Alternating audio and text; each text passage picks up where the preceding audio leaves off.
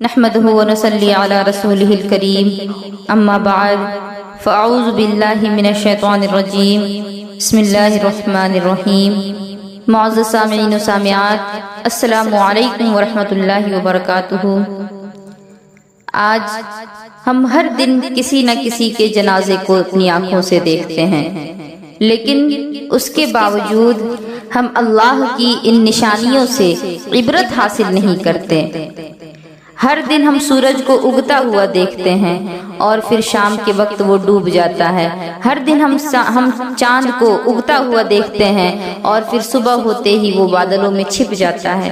لیکن ان سبھی چیزوں کے باوجود، اللہ کی بے شمار قدرت کی نشانیوں کو دیکھنے کے باوجود، ہم اس چیز سے غافل ہیں کہ یہ دنیا ہمیشہ رہنے والی نہیں۔ اس دنیا کی ہر ایک چیز کو زوال ہے۔ جس طرح سورج شام کے وقت ڈوب جاتا ہے، غروب ہو جاتا ہے، چاند صبح کے وقت چھپ جاتا ہے، اور ہر انسان اپنے اپنے مقررہ وقت پر اس دنیا کو چھوڑ کر چلا جاتا ہے، لیکن اس کے باوجود ہم اپنی آنکھوں پر غفلت کی پٹی باندھے ہوئے سو رہے ہیں۔ اور جب حقیقت میں وہ وقت آ جاتا ہے کہ ہماری موت ہمارے سامنے ہوتی ہے اور اس دنیا سے جانا ہوتا ہے، تو اس وقت یہ غفلت کی پٹی ہماری آنکھوں سے کھلتی ہے، اور پھر وہ مردہ جو زندگی میں کسی چیز کو دیکھ کر اس کی حقیقت کو سمجھ نہ سکا تھا، اب اس کے سامنے ہر ایک چیز کی حقیقت ظاہر و عیاں ہو جاتی ہے۔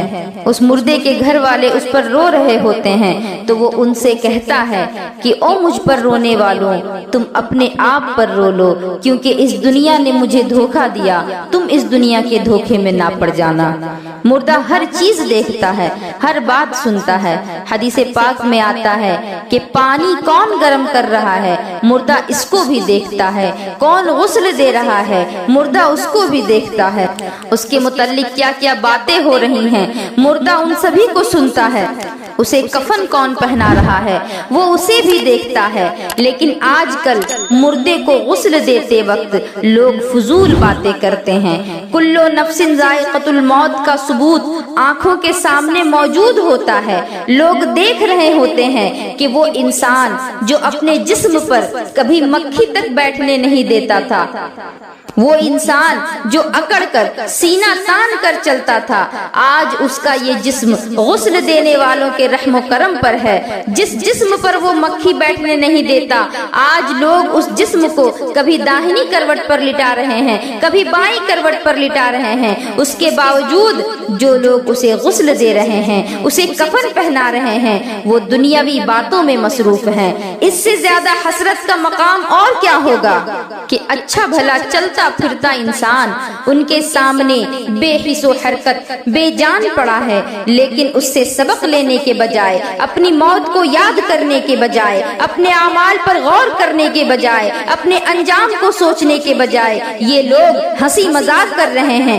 غیبت اور چغلی کر رہے ہیں۔ حدیث پاک میں آتا ہے کہ میرے نبی علیہ الصلوۃ والسلام نے فرمایا، لذتوں کو ختم کر دینے والی موت کو کثرت سے یاد کیا کرو، کیونکہ موت کی یاد ہمیں اللہ کی یاد سے غافل نہیں ہونے دیتی، موت کی یاد ہمیں دنیا میں گم ہونے نہیں دیتی، موت کی یاد ہمیں گناہوں سے بچاتی ہے۔ لیکن آج حال یہ ہے کہ سامنے مردہ لیٹا ہے، اس کو دیکھ کر کے بھی لوگ عبرت حاصل نہیں کرتے، لوگ جنازے لے جا کر قبروں میں دفن کر کر اسے تنہا چھوڑ آتے ہیں، لیکن پھر بھی اپنے بارے میں خیال نہیں کرتے۔ اور آج کل کا ایک اور بڑا مسئلہ ہے، ایک اور چیز دیکھنے کو ملتی ہے کہ جب مردے کو غسل دیا جاتا ہے تو لوگ چادر پکڑ کر کھڑے رہتے ہیں اور جھانک جھانک کر دیکھتے ہیں۔ مردے کو اس سے تکلیف ہوتی ہے، جتنے لوگوں کی وہاں ضرورت ہے اتنے ہی لوگ وہاں رہیں، اگر 2 کی ضرورت ہے تو 2 لوگ رہیں، اگر 3 کی ضرورت ہے تو 3 لوگ رہیں، کیونکہ وہ کوئی تماشا تو نہیں جو لوگ جھانک جھانک کر اسے دیکھیں۔ آپ مجھے ایک بات بات بتائیں، اگر آپ نہا رہے ہوں اور کوئی جھانک کر آپ کو دیکھے تو آپ کو کیسا لگے گا؟ کیونکہ فرمایا گیا جن چیزوں سے زندوں کو تکلیف ہوتی ہے ان سے مردوں کو بھی تکلیف ہوتی ہے۔ اگر آپ کو نہاتے ہوئے کوئی دیکھے تو آپ کو تکلیف ہوتی ہے تو اس مردے کو بھی تکلیف ہوتی ہے۔ اور یہ جو چادر تان کر مردے کو باہر نہلاتے ہیں، لوگ اس کو لازمی سمجھنے لگے ہیں، حالانکہ اس کی تو کوئی حقیقت ہی نہیں۔ گھر کے اندر بھی نہلایا جا سکتا ہے، باہر چادر لگا کر نہلانے کی کوئی ضرورت نہیں۔ اگر گھر کے اندر ویسی کوئی جگہ نہیں کہ مردے کو نہلایا جائے تو باہر غسل دے سکتے ہیں، ورنہ نہیں، ورنہ گھر کے اندر ہی دیں، اور وہ بھی پردے کی پوری پابندی کے ساتھ۔ حدیث پاک میں آتا ہے کہ آقا علیہ الصلوۃ والسلام فرماتے ہیں اپنے مردوں کو اچھا کفن دو، لیکن آج حال یہ ہے کہ ایسا کفن ہوتا ہے کہ سر کی طرف سے جو کفن کا حصہ باندھا جاتا ہے اگر وہ کوئی طاقتور آدمی پکڑ کر کھینچ دے تو وہ پھٹ جائے، اور کفن بیچنے والے بھی ایسا ہی کپڑا رکھتے ہیں کفن کے لیے، یہ لوگ وہی کفن لاتے ہیں جیسا لوگ خریدتے ہیں۔ اور پھر لوگوں کا حال بھی یہی ہے کہ امیر ہو یا غریب ہو، چھوٹا ہو یا بڑا ہو، دکان پر جا کر کہتے ہیں کہ ہمیں کفن دو، اور وہ بیچنے والا بھی لا کر کوئی معمولی سا کپڑا کفن کے لیے انہیں دے دیتا ہے۔ ایسا ہرگز نہ کریں، اپنے مردوں کو اچھا کفن دیں، کیونکہ نبی پاک علیہ الصلوۃ والسلام فرماتے ہیں کہ مردے اپنے کفن کو دیکھ کر خوش ہوتے ہیں، بلکہ کفن ایسا ہو، میں آپ کو اصول بتا دیتی ہوں کہ جیسی قیمت کے کپڑے وہ انسان اپنی زندگی میں پہنتا تھا، جمعہ اور عیدین اور شادی بیاہ کے موقع پر پہنتا تھا، ویسی قیمت کا کپڑا اس کو دیا جائے۔ اس کی وجہ یہ ہے کہ اگر کوئی شادی میں جا رہا ہوتا ہے، کسی پارٹی میں جا رہا ہوتا ہے، کسی فنکشن میں جا رہا ہوتا ہے تو وہ بن سنور کر اچھے لباس پہن کر جاتا ہے، خوشبو وغیرہ لگا کر جاتا ہے کہ لوگ اس کو دیکھیں گے۔ اور ہم اہل سنت والجماعت کا تو ایمان ہے کہ وہ جا رہا ہے تو حضور علیہ الصلوۃ والسلام کے دیدار کے لیے جا رہا ہے، اتنی بڑی ہستی کے دیدار کے لیے جا رہا ہے، تو اس کے لیے تو اچھا لباس ہونا ہی چاہیے۔ لہٰذا آپ ان چیزوں کا خیال کریں۔ اور پھر میرے آقا علیہ الصلوۃ والسلام فرماتے ہیں جب لوگ جنازہ لے کر جاتے ہیں اس وقت بھی مردہ ان کی باتوں کو سنتا ہے۔ یہاں میں ایک اور اہم بات بتانا چاہتی ہوں کہ آپ جب کسی کی میت میں جائیں تو دنیا کی فضول باتیں نہ کریں، بلکہ اس مردے کی تعریف کریں۔ دو چیزیں کریں، یا تو اللہ کا ذکر کریں، اللہ کے رسول پر درود پڑھیں، یا پھر مردے کی تعریف کریں۔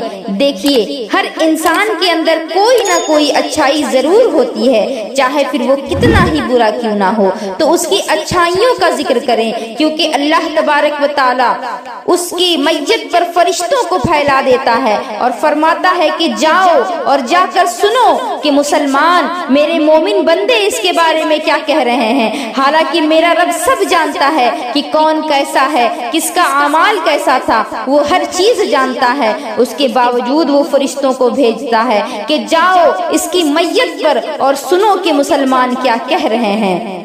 رحمت خدا بہانہ می جوید، رحمت خدا بہانہ می جوید، رحمت خدا بہانہ می جوید۔ اس کا مطلب یہ ہے کہ اللہ تبارک و تعالیٰ کی جو رحمتیں ہیں وہ بندوں کو بخشنے کے بہانے ڈھونڈتی ہے۔ اللہ کی رحمتیں بندوں سے بھاگنے کے بہانے نہیں تلاش کرتی، بلکہ اللہ کی رحمتیں تو بہانے تلاش کرتی ہے کہ انہیں بخش دیا جائے۔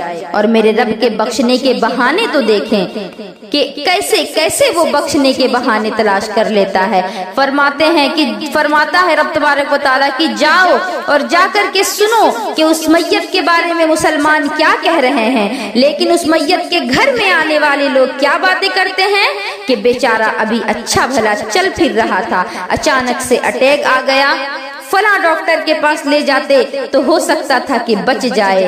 ان فضول باتوں میں لوگ اپنے وقت کو صرف کرتے ہیں، حالانکہ ہر انسان یہ بات جانتا ہے کہ اگر موت آ گئی تو اس کو کوئی ٹال نہیں سکتا، ایک لمحے کے لیے ٹل نہیں سکتی۔ موت ایک ایسی اٹل حقیقت ہے لیکن اس کے باوجود لوگ فضول باتوں میں وقت گزارتے ہیں، اور کچھ تو اتنے بدتمیز قسم کے ہوتے ہیں کہ اس میت کی برائیاں بیان کرتے ہیں اور کہتے ہیں کہ اچھا ہوا بیچارہ مر گیا۔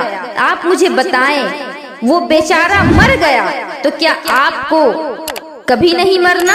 یاد رکھیں، آپ کو بھی ایک دن موت آنی ہے، آپ کو بھی ایک دن مرنا ہے، اس دنیا کو چھوڑ کر جانا ہے۔ اس میت کو دیکھ کر عبرت حاصل کریں اور اپنے اعمال پر توجہ کریں، کیونکہ اگر آپ کسی کی میت پر گئے ہیں اور آپ اس کا برا چاہ رہے ہیں تو پھر آپ اپنا بھی خیال کر لیں کہ کوئی آپ کی میت پر بھی آئے گا اور آپ کے بارے میں اگر وہ برا چاہے تو پھر اس وقت آپ پر کیا بیتے گی۔ بہرحال آپ کے برا چاہنے سے اس کا برا تو نہیں ہوگا، لیکن اگر آپ اس کی بخشش کا سبب بن سکتے ہیں تو بن جائیں، کیونکہ 40 مومن اس وقت مردے کی تعریف اگر کر دیں کہ بڑا اچھا انسان تھا تو فرشتے کہتے ہیں کہ مولا تعریف ہو رہی تھی۔ رب پوچھتا ہے کتنے لوگوں نے تعریف کی؟ کہتے ہیں 40 لوگوں نے۔ رب فرماتا ہے کہ اگر میرے 40 بندے اس کی اچھائی پر متفق ہو گئے تو میں اس کو بخش دوں گا،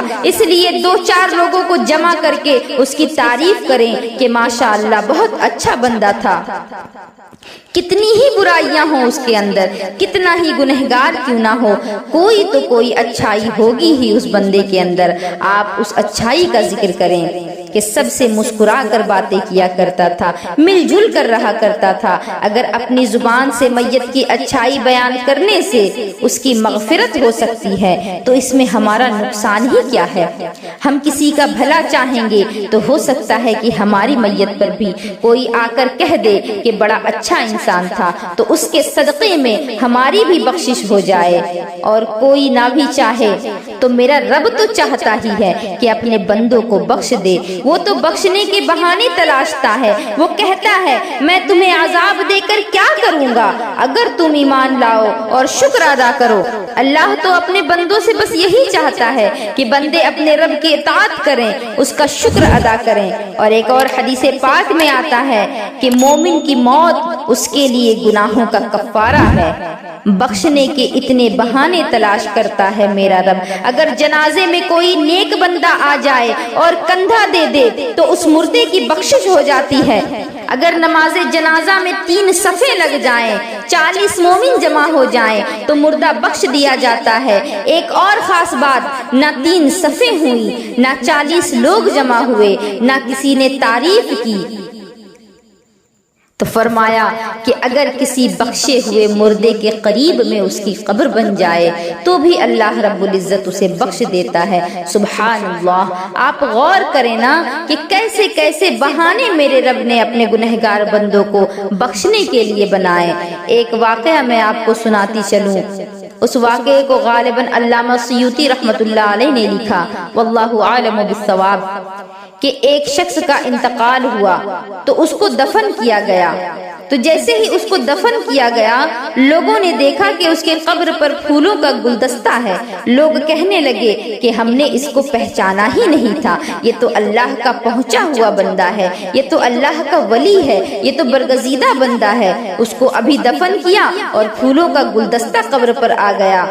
اب اس میں کچھ لوگ تھوڑا زیادہ ہوشیار تھے، ان لوگوں نے کہا کہ یہ تو اللہ کا ولی ہے، اس کو قبرستان میں نہیں ہونا چاہیے، اسے کہیں اور لے چلیں۔ یہاں ایک اہم بات میں آپ کو بتا دوں کہ قبرستان میں دفن ہونے کے بھی بہت سارے فائدے ہیں۔ ایک تو یہ کہ اگر ہمارا کوئی رشتہ دار نہیں بھی آئے تو کسی نہ کسی کا کوئی رشتہ دار تو آئے گا، اور وہ آئے گا تو نام لے کر صرف اپنے گھر والوں کو سلام نہیں کرے گا، بلکہ وہ تو السلام علیکم یا اہل القبور کہے گا، وہ تمام قبرستان والوں کو سلام کرے گا۔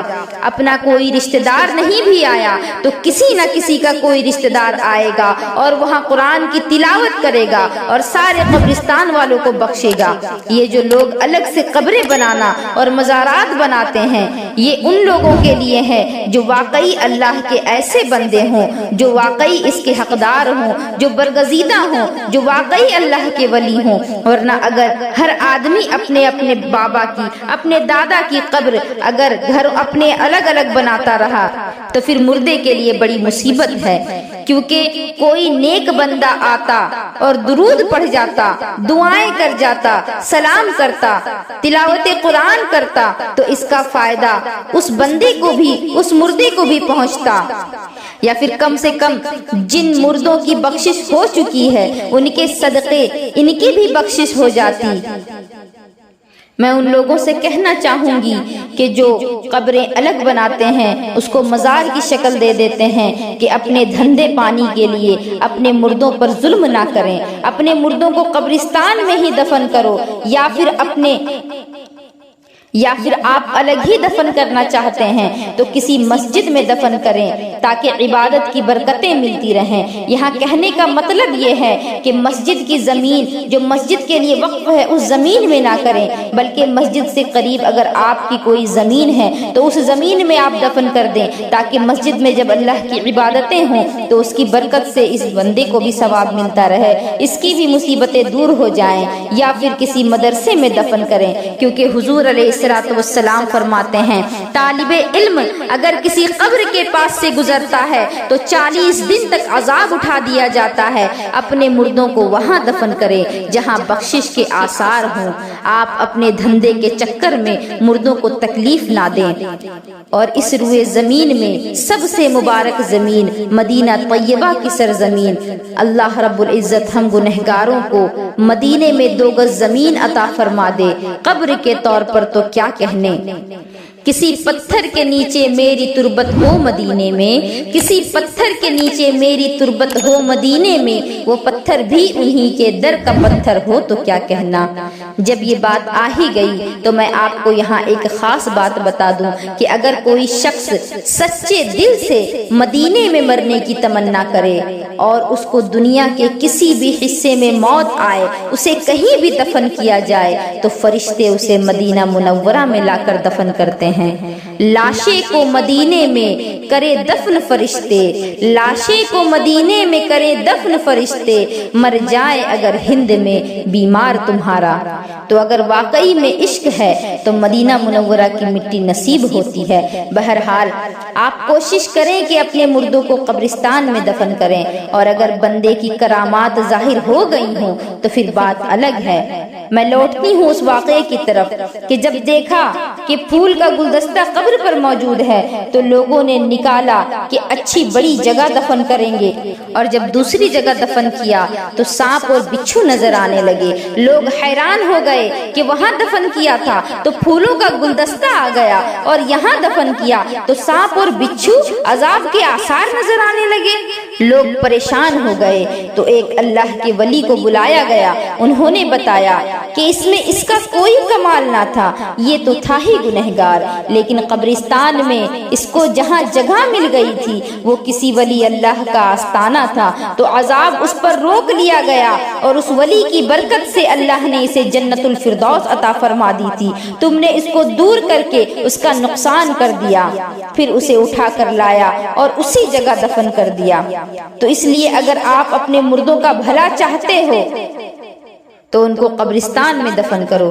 دیکھو نام کی کوئی حیثیت نہیں، اگر اللہ چاہے اور بخش دے تو کوئی نہ بھی چاہے تو اس کو جنت کی نعمتیں ملتی رہیں گی، اور اللہ ناراض ہے تو اگر اوپر سے پھولوں کی چادریں بھی لگاتے رہیں، پھول برساتے رہیں، لیکن اندر اگر فرشتوں کے ڈنڈے پڑ رہے ہوں تو ان پھولوں اور ان چادروں کا کیا فائدہ؟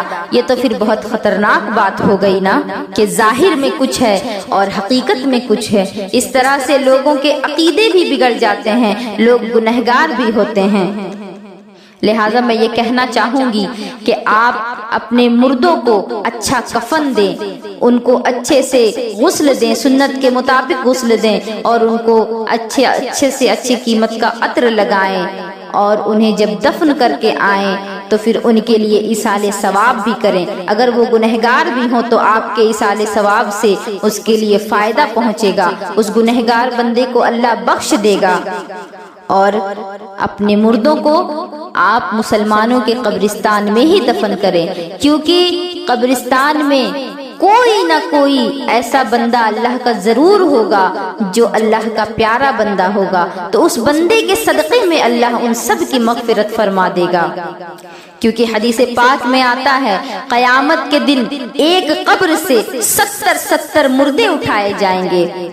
اب آپ مجھے بتائیں کہ میرا وہ رب جو ایک گٹھلی کے اندر ایک درخت سمانے کی طاقت رکھتا ہے، کیونکہ گٹھلی کے اندر درخت ہے، یہ ہم اپنی ظاہری آنکھوں سے نہیں دیکھ سکتے، لیکن جیسے ہی وہ گٹھلی زمین کے اندر جاتی ہے تو پھر اس میں سے درخت باہر آتا ہے۔ جب میرا رب گٹھلی کے اندر درخت کو رکھ سکتا ہے، جب میرا رب اس پوری کائنات کو ایک سوئی کے نوکے میں سما سکتا ہے، تو پھر وہ میرا رب ایک قبر میں 70 مردوں کو کیوں نہیں سما سکتا؟ تو اگر اس قبرستان میں کوئی نیک بندہ ہوا، کوئی اللہ کا ولی ہوا، تو پھر ان کے صدقے میں تمام قبرستان والوں کی مغفرت ہو جائے گی۔ آخر میں آپ کو پھر سے یہ کہنا چاہوں گی، اپنی موت کو آپ کثرت سے یاد کریں، اور کسی کی میت پر اگر جائیں، کسی کے جنازے میں شرکت کریں، تو پھر اس کو دیکھ کر آپ عبرت حاصل کریں کہ آپ کو بھی ایک دن اس دنیا کو چھوڑ کر جانا ہے، یہاں آپ کو ہمیشہ نہیں رہنا۔ جس طرح سے آج اسے 4 لوگ کندھا دے کر اٹھا کر لے جا رہے ہیں، ایک دن وہ بھی آئے گا کہ آپ کو بھی لے جایا جائے گا اور آپ بے حس و حرکت پڑے ہوں گے۔ تو اس دن کے آنے سے پہلے آپ اپنے اعمال میں سدھار لائیں، تاکہ جب وہ دن آئے تو آپ حسرت و ندامت میں گرفتار نہ ہوں۔ وآخر دعوانا ان الحمد للہ رب العالمین وما علینا الا البلاغ۔ السلام علیکم ورحمۃ اللہ۔